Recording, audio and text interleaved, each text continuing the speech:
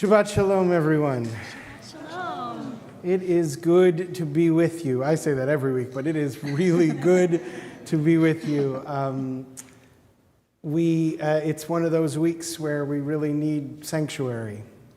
I know there are a lot of people in this room who are here both because they love to pray and because they love air conditioning. And those are two good reasons to be here. Those are two good reasons to be in our sanctuary. And even though we are enjoying the cool air, we are also enjoying the warmth that comes from community. We are thinking about all those in our city who are struggling. We hope that the people who are joining us online also are someplace cool and someplace where they can feel the warmth of loved ones. As we sang a moment ago, Olam Chesed Yibaneh, there's a lot of building work to do in the days and weeks ahead as we rebuild our city.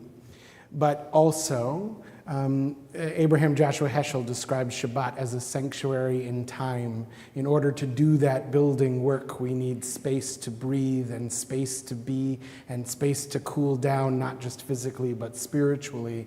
And so we are here to celebrate both our physical sanctuary together, which thank God was spared from the effects of the storm, but also this sanctuary in time.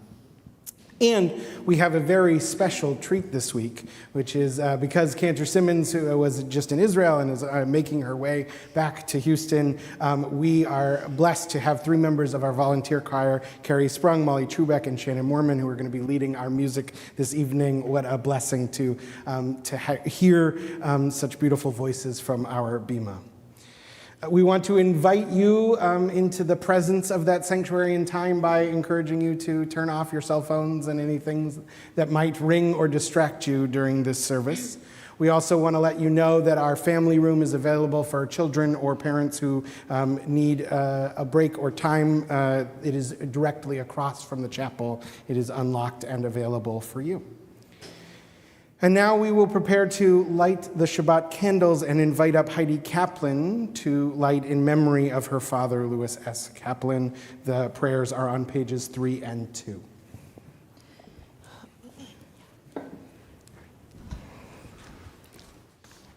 As these Shabbat candles give light to all who behold them, so may we, by our lives, give light to all who behold us.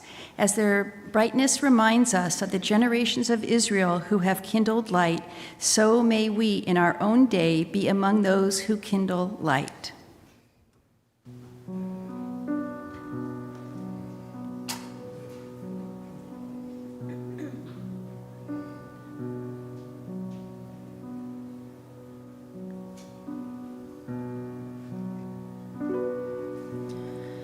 Baruch atah Adonai Eloheinu melech haolam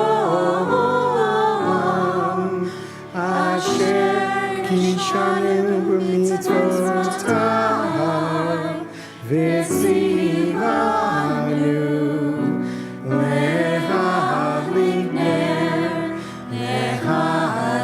ner shel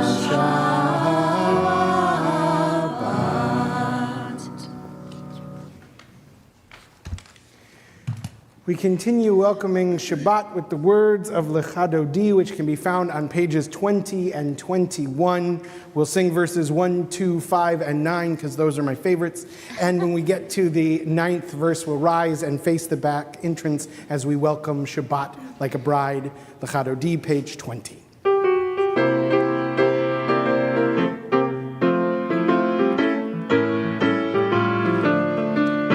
Lekha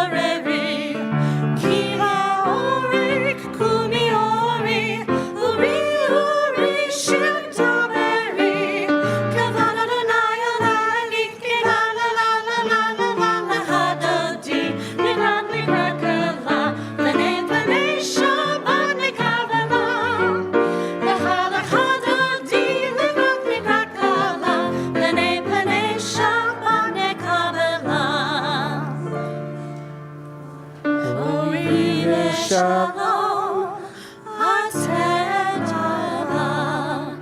Gam Besimcha, Ulesola, Tochemene, Am Segula, Woihala, Woihala, la la la la la la la Hadodi, Begrat Begrat Kala, Lane Lane Shabbat Nekabala, Bechala Hadodi, Begrat Begrat Kala, Lane Lane Shabbat Nekabala, Lane Lane Shabbat Nekabala, Lane Lane Shabbat Nekabala.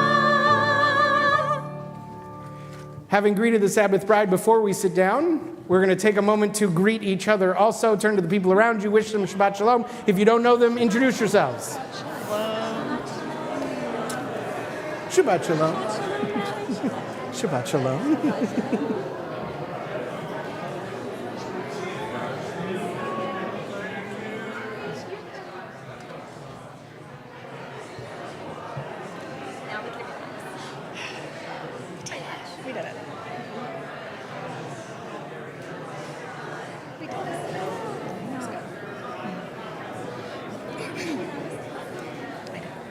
Our service continues with Baruch Hu on page 28.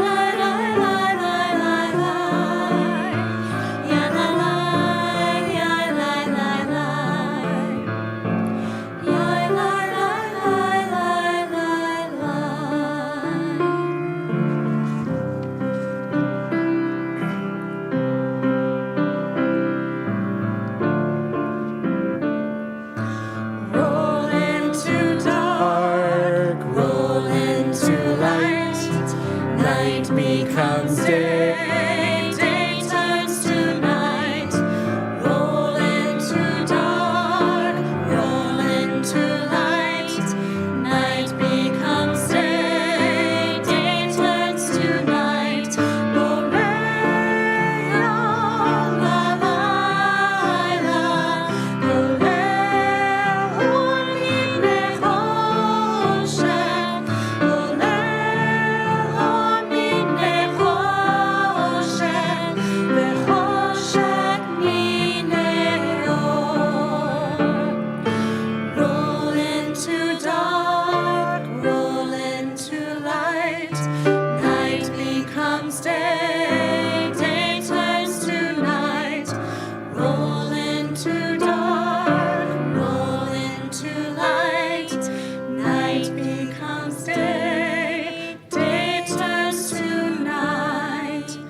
Baruch atah Adonai Hamariv Aravim.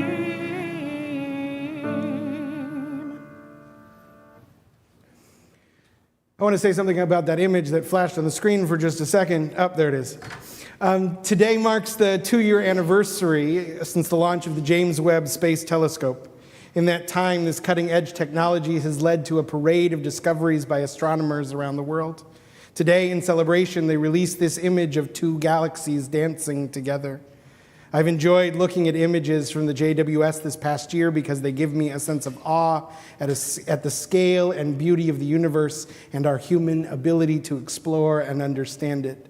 This is a picture we humans took of galaxies 326 million light years from here. In Hebrew, the word for awe is yirah. It means fear or trembling. Our language understands the intimate relationship between that which intimidates us and that which amazes us. In this week where we have seen the intimidating power of nature, I find it to be a relief to have images like this that can turn my fear into wonder.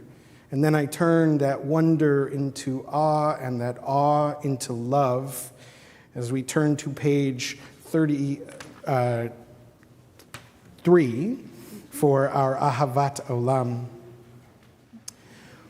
We pray together in the middle of the page.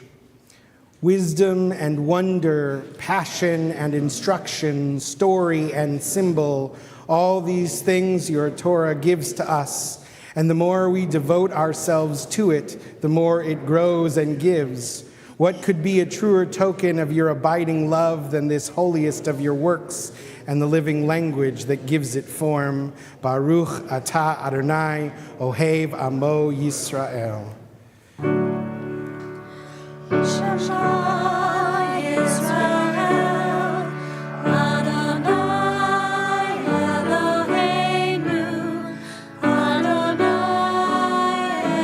Echad. Baruch Shem Kevod Malchuto, Le'olam Va'ed. Be seated to page 36, Ve'ahavta. Ve'ahavta et Adonai Elohecha b'chol levavcha u'v'chol nafshecha u'v'chol me'odecha ve'hayu hadvarim ha'eleh asher anochi mitzavecha hayom al levavecha Vishinantam nevanecha v'dibarta ba'am b'shivtecha b'veitecha u'v'lechtecha ha'vaderech u'v'shochbecha u'v'kumecha u'kshartam le'od al yadecha v'hayu letotafot bein einecha u'chtavtam al mezuzot beitecha u'visharecha Leman tizkeru v'asitem et kol mitzvotai v'item kedoshim le'Elohechem. Ani Adonai Elohechem asher hotzeiti etchem me'eretz Mitzrayim lihiot lachem v'Elohim. Ani Adonai Elohechem. Page 41. Sing the song of men and women joined in understanding and respect, the song of God's miracles, an earth protected and cherished, a gift for our children and the generations to come. The song of a land once ravished by war, now quiet and content, her soldiers home to leave no more, the song of a world redeemed, the song of peace. We continue with a song of peace and redemption, Mi Chamocha, on the opposing page.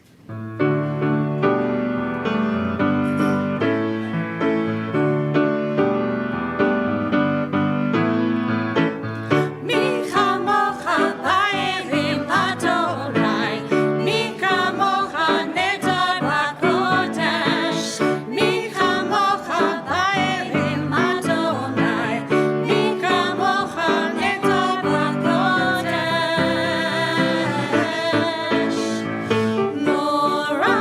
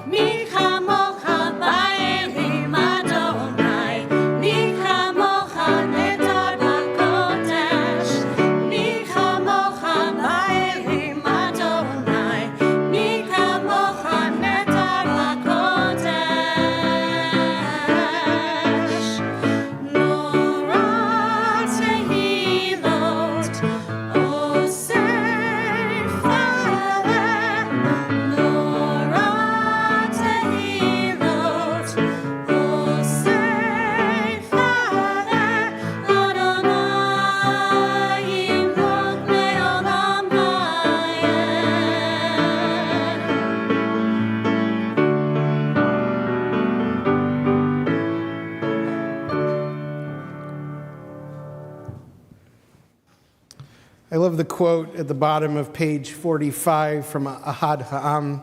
More than the Jewish people has kept Shabbat, Shabbat has kept the Jewish people. This feels like a Shabbat where we need Shabbat to keep us a little bit, to hold us, to give us strength and renew our hope. We continue with the words of Vishamru at the top of 44.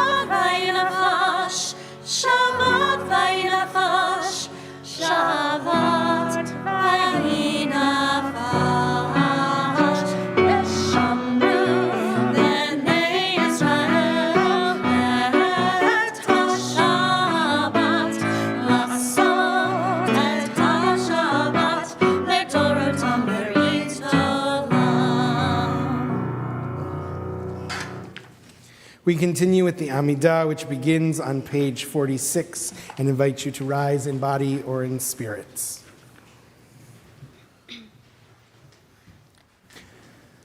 Adonai sefatai tiftach ufi yagid tehilatecha.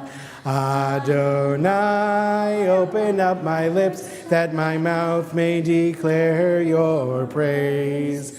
Baruch atah Adonai, Eloheinu v'Elohei avotenu v'imotenu, Elohei Avraham, Elohei Yitzchak, v'Elohei Yaakov, Elohei Sarah, Elohei Rivka, Elohei Rachel, v'Elohei Leah. Ha'el Hagadol Hagibor v'Hanora El Elyon Gomel Chasadim Tovim V'Konei Hakol V'Zocher Chastei Avot V'Imahot U'Mevi Geula Livnei V'Nehem L'man Shemo Be'ahava Melech Ozer U'Moshia U'Magen Baruch atah Adonai Magen Avraham V'Ezrat Sarah Atah Gibor Le'olam Adonai Mechayei HaKol Atah Rav Le'Hoshia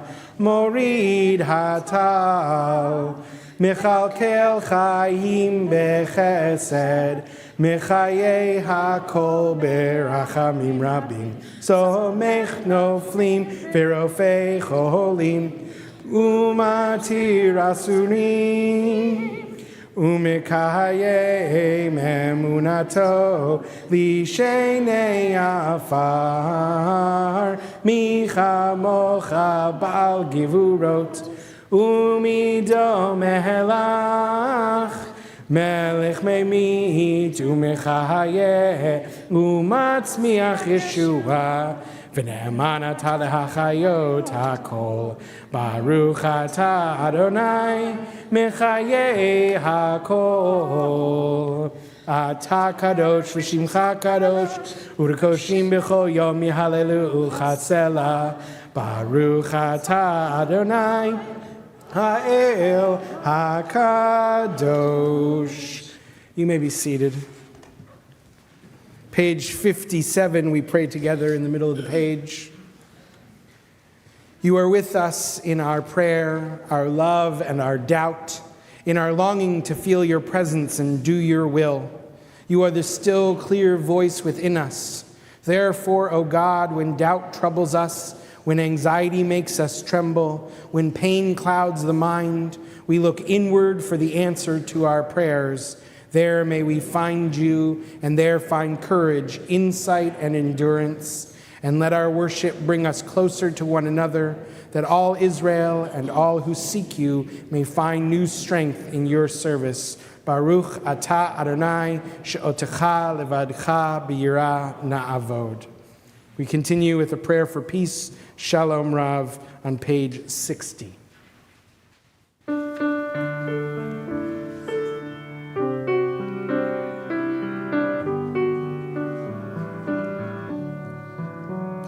Shalom Rav Yisrael Amcha Tasim Leolam.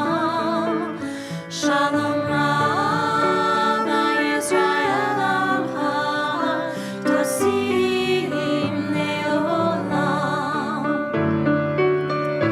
Ki atahu melech Adon lecha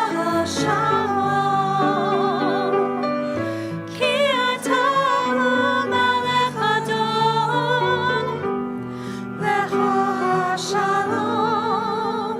Shalom Rav Yisrael Amcha Tasim Leolam. Shalom Rav Yisrael Amcha Tasim Leolam. Tov b'necha le'larech et amcha Yisrael. Mecharet u'lechosha nishlomecha.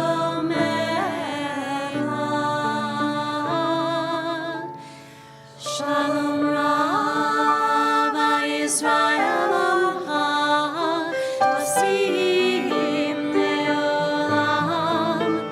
Shalom Rav Yisrael Amcha Tasim Leolam. Tasim Leolam. Tasim Leolam.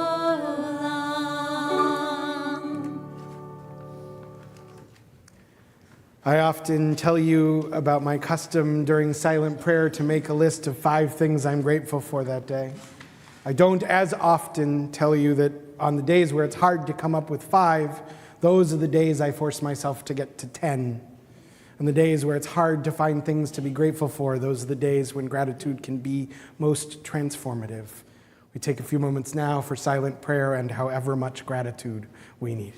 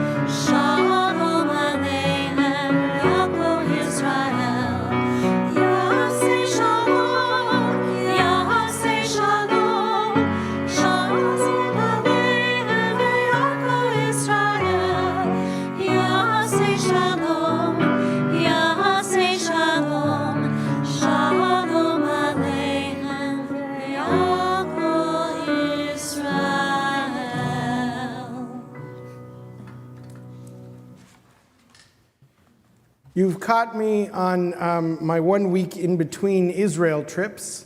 I was in Israel last week. I'll talk about that a little bit more in my sermon, and I'm headed back to Israel next week.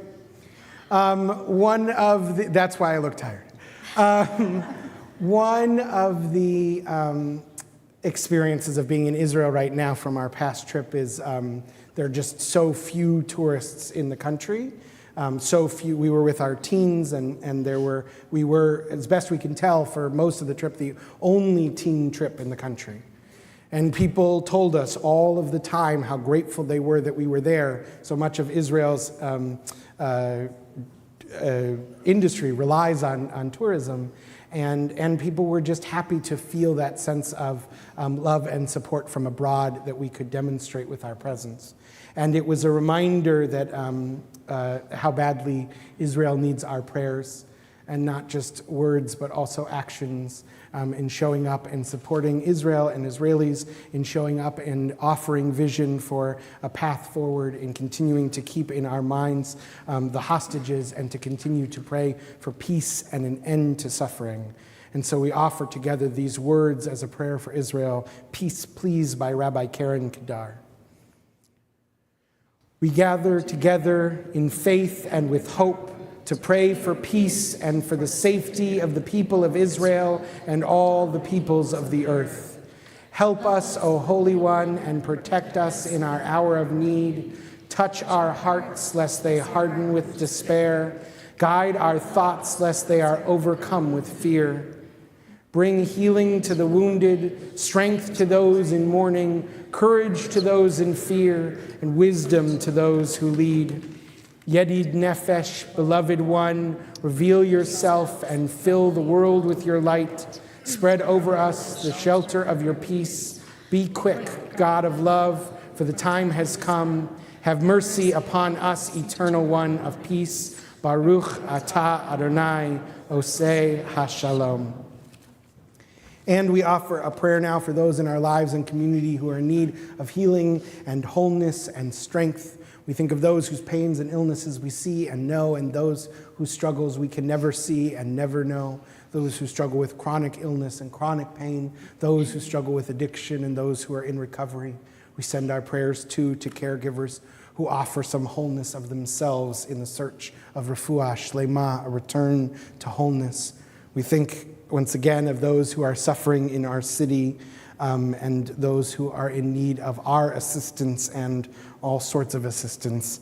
We are thinking this Shabbat of Tom Ballard, Charlotte Berkowitz, Ivan Berman, Kathy Borden, Larkin Boucher, Marie Bryant, Melba Berman, Eileen Sirsansky, Catherine Phillips Chellen, Robert Cohn, Stephanie Cousins, Kathy Ellinger, Benjamin Gibson, Elizabeth Ginsburg, Joe Gittleman, Marcine S. Goldman, Joyce Goodman, Chuck Green, Niaz Hakim, Jerry Halfant, Terry Hazelwood, Robin Hodgkins, Christina Howard, Simon Kim, Lawrence Levy, Betsy Lewis, Samuel Lewis, Mary Madrigal, Andrew Merrick, Liba Miller, Stuart Miller, Cameron Moravati, Odelia Moravati, Dahlia Natan, Magdalene Pessin, Deborah Pessis, Neil Reisman, Sydney Rogan, Beth Ann Scher, Edward Simmons, Bob Stein, Rona Train, Ivan Zayantz, Ariella Sharon bat Yafa Shoshana, Gelka Nechama bat Leba Chaya, Harav Sarah bat Yisrael v'Shoshana, Shimshon ben Fegel, Simcha ben Leba v'Shia, Yehoshua Matityahu ben Yaakov v'Prei v'Chana, Yitzhak Root, Ben Root, and all who are suffering with afflictions of body, mind, or spirit. We offer these words of healing and hope on page 253.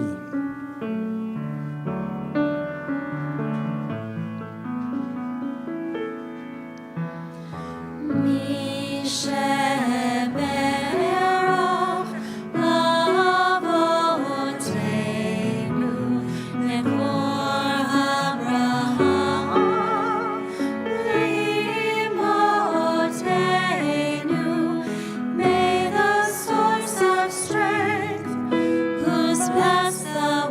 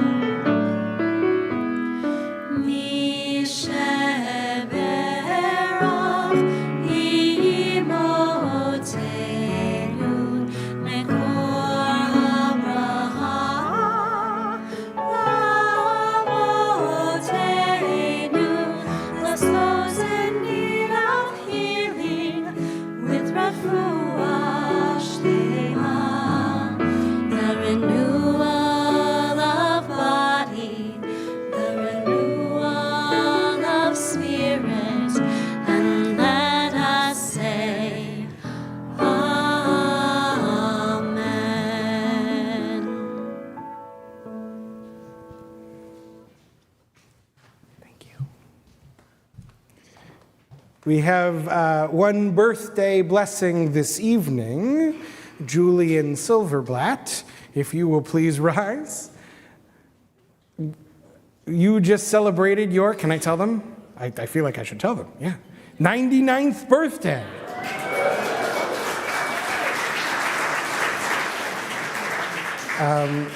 How incredible to be a part of this celebration.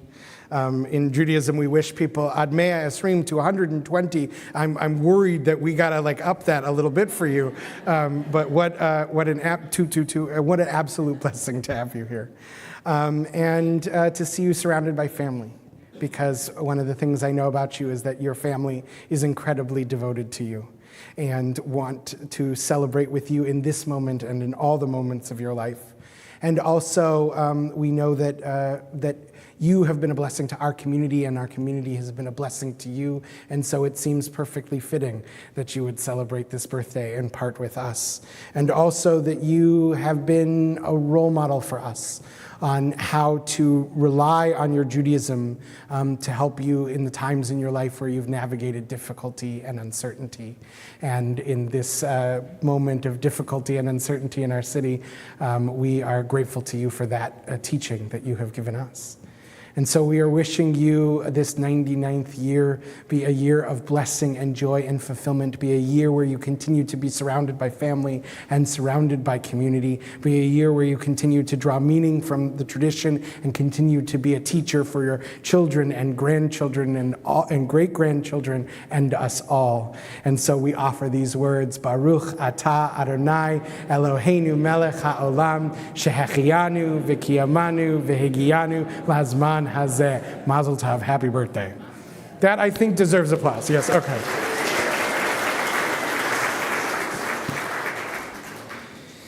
A few brief announcements this Shabbat. We hope everyone is safe after this week's storm. As a reminder, if you were impacted by the storm and are in need of spiritual or financial support, we want to hear from you. Please reach out to our clergy or leave a message on the pastoral emergency line by calling Temple so that we can help take care of you. Also, we decided on an impromptu oneg this evening so that you could hang out in the coolness for a little while longer, and we've got food that's been in a safe refrigerator. And also has been cooked. So we hope that you will join us for Oneg after Shabbat. And if you are struggling, I hope you'll try and find me at Oneg so that we as a clergy team can support you. On Friday, July 19th, mark your calendar for the second of our summer community Shabbat dinners. Join us for dinner following services. We'll come together as a community, meet new people, connect with longtime friends, have some fun, bring friends and family. You can register online now through Wednesday, July 17th on our website. And finally, on Sunday, August 18th, planning ahead, at 1:10 p.m. At Minute Maid Park, we hope you'll join Emmanuel for our annual trip to the ballpark to cheer on the Houston Astros. This is our 9th annual afternoon at the ballpark. You can purchase tickets at a discounted rate through our website that will be delivered electronically, $25 per ticket, the best deal, I'm told, in baseball.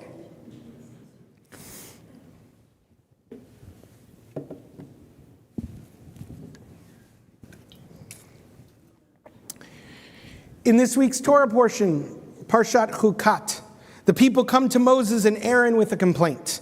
They are thirsty. There is not enough water to drink.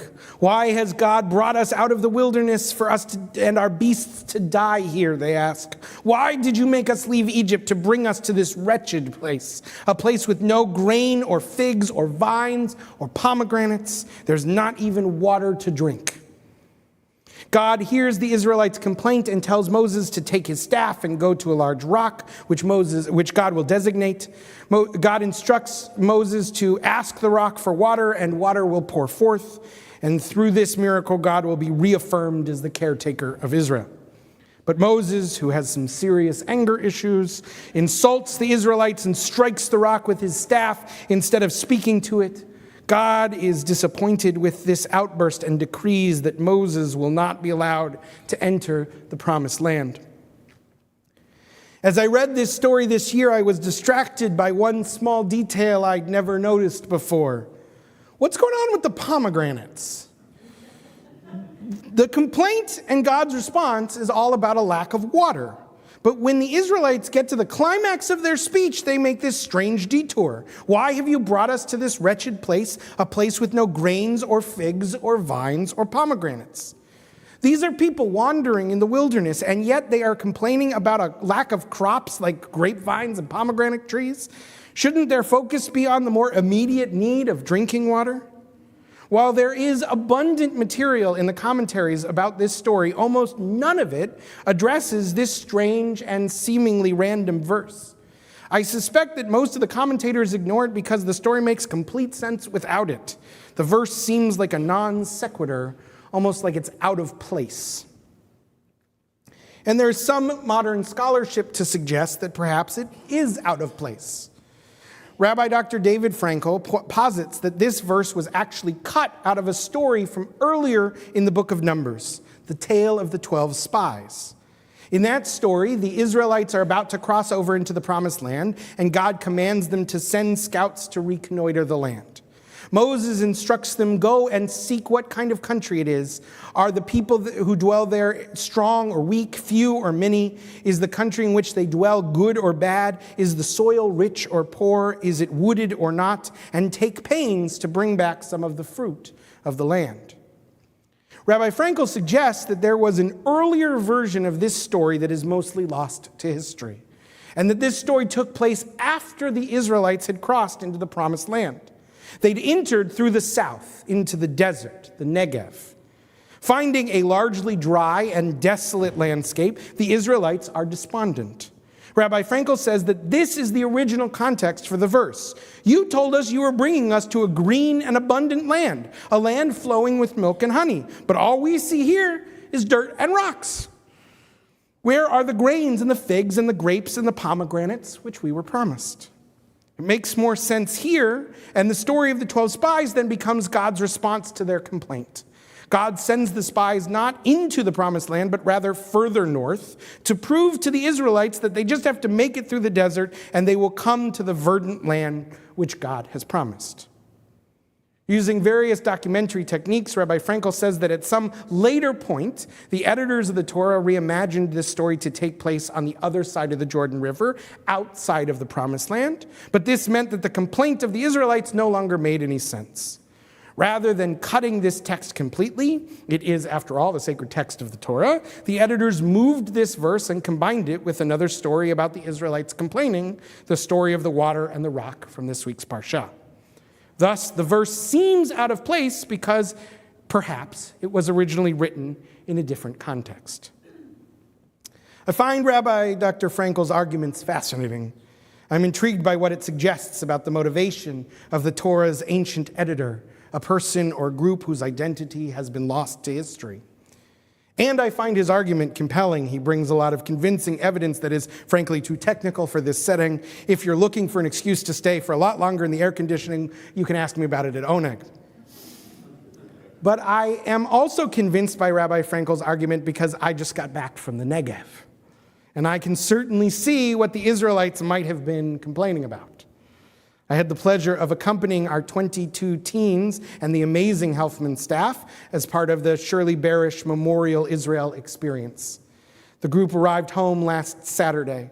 I joined them on their last week in the country, which we spent mostly exploring the Negev. On drives, we saw seemingly endless stretches of desert. We saw huge and strange rock formations at places like Timna Nature Park and the Ramon Crater. When Mark Twain visited this area in 1866, he wrote, "The further we went, the hotter the sun got, and the more rocky and bare, repulsive and dreary the landscape became."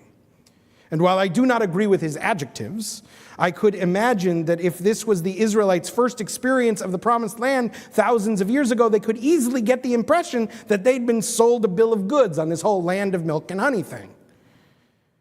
But I say thousands of years ago because the truth was that as our bus drove around the desert, everywhere we looked, we saw farms. The desolate landscape that the Israelites might have experienced and which Mark Twain described is increasingly being replaced with modern agriculture.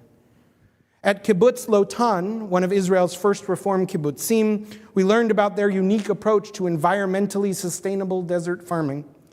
And we visited the Ramat Negev Agro Research Institute. This cutting-edge center for agricultural R&D combines the wisdom gained by Jews and Arab farmers who have been working the land for generations with innovations of the 21st century technologies needed to develop new techniques and even new fruits and vegetables suited to desert farming. Here we saw floating strawberry troughs, which use water much more efficiently than strawberries grown in the ground. We saw innovative irrigation technologies that direct the desert's brackish water straight to the roots of the plant so that the salt content doesn't harm the plant's green leaves. And we tasted incredible varietals of cherry tomatoes that were developed right there in the Negev and that were grown with brackish water, which gave them a distinct and delicious flavor. Students come to Ramat Negev Center from all over the world to learn the skills of farming in this challenging environment. For example, in Egypt's Maryat region, the center helped establish an experimental facility to research crops that could thrive there. Through this work, Maryat is now one of the leading strawberry producers, not only in Egypt, but a prominent contributor around the world. In a time of global climate change, as our world continues to heat up and desertification becomes more common, these efforts will only become more vital. Ben-Gurion's vision to make the desert bloom will serve not just Israel and the Jewish people, but the entire planet. As we walked through the fields of Ramat Negev, of course, we saw pomegranate trees. It was well after their season, so all that was left on the trees were a few vestiges of last year's crop. A pomegranate, when left on the vine under hot and dry conditions, will not rot. It will just turn into a stone, a hardened remnant of seasons past. I picked up this one. And I was thinking about this desert pomegranate as I read this week's Torah portion and saw the Israelites complaining about the lack of produce in the desert. Midrash Tanchuma is one of the very few ancient commentaries that addresses this verse.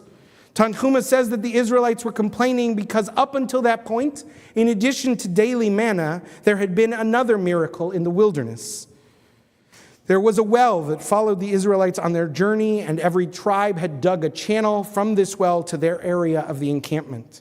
Every day, the Israelites would plant seeds along the edge of the channel, which would miraculously grow and mature and bear fruit all in one day. But this well had finally dried up, and the miracle of instantaneous fruit trees had ceased. And this, according to the Midrash, was the reason the Israelites complained about a lack of fruit and a lack of water. But maybe God was trying to wean the Israelites off of this miracle to prepare them for their journey through the Promised Land. In real life, fruit trees don't sprout and bloom in a single day. It takes an immense amount of work to cultivate and patience to see it grow. And in the challenging environments of the desert, all the more so. God was saying, this promise of a promised land is not one where all the work will be done for you. On the contrary, it will require your innovation and ingenuity, your persistence and cooperation. A pomegranate tree is miraculous not because God makes it appear, but because it grows through the caring partnership between people and God. And what is true of a tree is also true of a nation. Whether America or Israel, a nation does not exist merely because God ordains it. It exists because we put in the work, because we nurture the seeds of democracy and protect them from pests and harsh elements. A nation exists because we give some of ourselves to it and share our vision for it. The promise is the work. I actually knew about this unique feature of pomegranate trees from my year living in Jerusalem for rabbinical school. Annie and I lived on the second floor of an apartment building, and out our window was a pomegranate tree. And over the course of the year, I watched the tree sprout buds and then flowers, which became tiny green fruits, which became big, red, beautiful pomegranates. And I realized that I could open the window and reach out and grab a pomegranate, which I did a few times, until the woman who lived below us yelled at me as only an old Israeli woman can. It was the fastest, angriest Hebrew I ever heard. From what I understood, which was only a little bit, I guess technically it was her tree, and in my reaching I had shaken loose another pomegranate which had fallen and exploded all over her patio. It did not matter that the tree was so high that she could not reach the fruit at all. I was forbidden from picking the fruit of the tree, lest I receive another tongue lashing. So as the year wore on, I watched the pomegranates turn brown and solidify into these beautiful stones. On our last night in the Negev, I shared this story with the Berish teens. I told them that when I think of that tree, I think about the possibility of peace between Israelis and Palestinians. That pomegranate, a symbol of love, hardening because of the distance between my neighbor and me, two people so close and yet so far away. In difficult days, the possibility of peace feels like a tree whose produce we cannot harvest, fruitfulness just beyond our reach. But what I know is that we must find a way to harvest peace before our hearts harden like stone. The seeds of peace will not grow instantaneously or miraculously. They will grow through our effort, through our persistence, through our vision. Even in these difficult days when the water has been salted by so many tears, it may yet be the brackish water that waters the seed that will grow into a more verdant and vibrant future. May that future not be distant, and may all of us have the courage to lend our hearts and our hands to see that it will grow. Shabbat Shalom.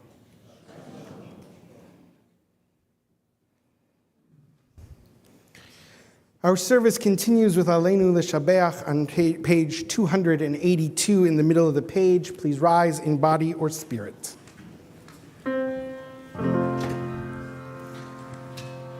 Aleinu L'Shabeach L'Adon HaKol L'Teit Gedula L'Yotzer Breshit Shelo asanu hirei haratzot velo samanu kamishpachot ha'adama Shelo sam chalkenu kahem vegor aleinu kechol hamonam V'anachnu kor'im umishtachavim umodim lifnei melech Malchei Hamlachim Hakadosh Baruch Hu 287 V'ne'emar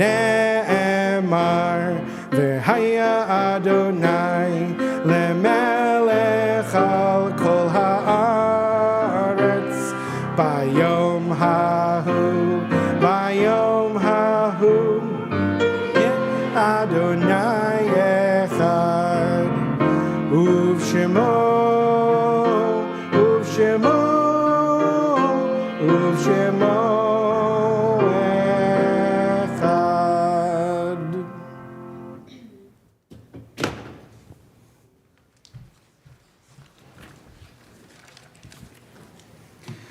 Our thoughts turn to those who have departed this earth, our own loved ones, those whom our friends and neighbors have lost, the martyrs of our people whose graves are unmarked, and those of every race and nation whose lives have been a blessing to humanity.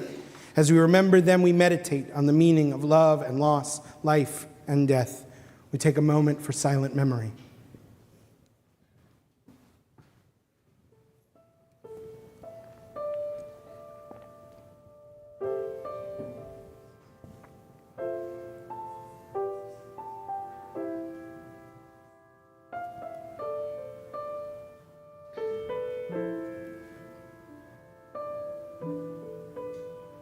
We think of our loved ones whom death has recently taken from us, those who died at this season in years past, and those whom we have drawn into our hearts with our own. This Shabbat, we recall the art sites of Victor Alessandro, Harry Allen, Sylvia Arendt, Richard Arnold, Louis Ashe, Peggy Ashe, Esther Wyman Asheroff, Stuart H. Babinger, Edward Sonny Becker, Arthur Berenberg, B. Berman, Fanny Blyden, Arthur Bricker, Mitchell Irwin Breyer, David Brooke, David George Brooks, Frank Brown, Robert S. Bruno, Jules Cass, Marcia Libby Chandler, Elizabeth S. Clark, Harriet Rose Cohen, Shirley Cohen, Bonnie Cohen, Alvin Jerome Cohen, Minnie Kronbach, Samuel S. Dahm, Gladys Davidson, Sonia DeWitowicz, Rabbi A. Stanley Dreyfus, Sybil Oshman Dushkin, Helene Fallick, Michael Lawrence Fink, Jack Fink, Rose Fishbein, Helen Oberfram, Rose Price Gary, Leah Goldreich, David Gordon, Miriam Graubart, Hester Greenberg, Michael Green, Irving Isidore Green, Mamie King Harris, Francis Hodgkins, Frederick Hodgkins, Harry Holzberg, Roy Howard, Fanny Hussman, Gertrude Ingram, Shirley Byron Eisenberg, Pauline Josehart, Harold Joseph, David Kapeloff, Julia S. Kaplan, Louis S. Kaplan, Elaine Lowy Cates, Robert Kaufman, Lillian Ablon Kaufman, Sally Kesselman, Cami Knoller, James Lempert, Tilly Lenzner, Lisa Levine, Marlon Lewis, Ronnie Light, Helen Milton, Meyer Minchin, Lillian Pasternak, Harry Pepper, Alois Karchemer Pepper, Josie Silverstein Pessis, Antoinette Price, Izzy Proler, Jackie Proler, Nina Reagan Strife, Daniel Rose, Freddie Rothstein, Harold C. Sachs, Carrie B. Sachs, Morris Joseph Samuels, Ada Scher, Alan Lawrence Schechter, Ruth Schnitzer, Helen Schwartz, Herbert Shapiro, Edith Shep, Joseph Siff, Doris Sue Simon, Don Smith, Selma Foreman Snyder, Beverly Ruth Kaplan Spear, Marilyn Spielman, Nanette Steinhardt, Franziska Stern, Louis Stoller, Fanny Stuhl, Rochelle Wachowski, Barry Weinbaum, Tina Weiss, Sarah Wexler, Marilyn Zimmerman, Abe Zinn, Zichronam Livracha, may their memories be for a blessing. We turn to 294 and rise in body or spirit together for the words of Mourner's Kaddish. Yitkadal v'yitkadash me Rabbah, ba'alma divrach chirutei v'almich malchutei, b'chayachon v'yomechon u'chayei d'chol beit Yisrael, ba'galau v'zman kariv v'imru amen, yehei shmei Rabbah mivorach le'olam omei amaya, yitbarach v'yishtabach v'yitpa'ar v'yitchomam v'yitnaseh, Vit hadar, vit hale, vit talal, shmei dikudsha brichu, le'ela min kol birchata v'shirata, tushbechata v'ne'emata, damiram be'ama v'imru amen, yehei shlama rabba min shmaya, v'chayim aleinu ve'al kol Yisrael v'imru amen, osei shalom b'mromav, hu ya'asei shalom, aleinu ve'al kol Yisrael v'imru amen. Oh, say shalom, bimromav, hu yaseh shalom aleinu, ve'al kol Yisrael ve'imeru, amen. Please be seated.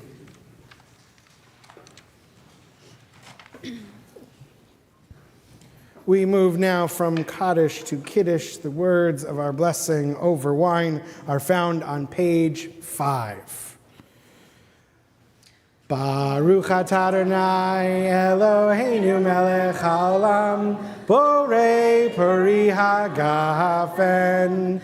Baruch atah Adonai Eloheinu melech haolam asher kidshanu b'mitzvotav v'ratzavanu v'shabbat kodsho be'ahava uvratzon hinchilanu zikaron l'maaseh v'reishit ki hu yom techila lemikrae kodesh zecher letziat mitzrayim kivanu v'charta v'otanu kidashta mikol ha'amim v'shabbat kodshecha be'ahava uvratzon inchaltanu Baruch atah Adonai Mikadesh HaShabbat L'chaim. You guys are going to get to see the magic trick up close. So if you understand how it works, you can't explain it to them. Okay.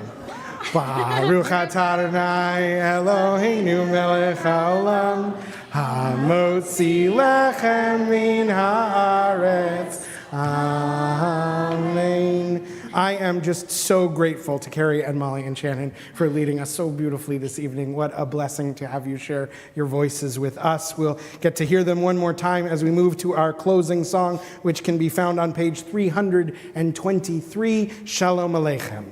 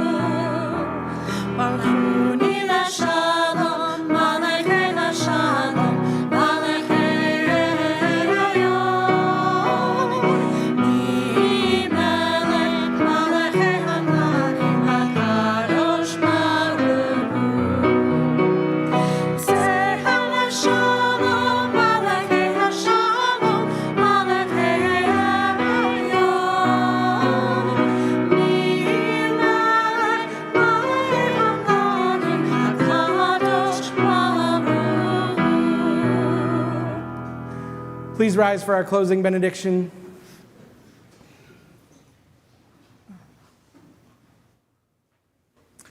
Eloheinu v'Elohei avotenu v'imotenu, our God and God of our ancestors, when we are in need of shelter, give us sanctuary.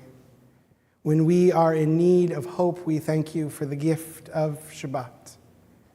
We ask that you help us to find fruitfulness and possibility, that you keep our hearts from hardening even in challenging times, that we may plant seeds knowing that they will take our persistence and perseverance to see them grow, and that we may be blessed in the years to come to watch them bear fruit.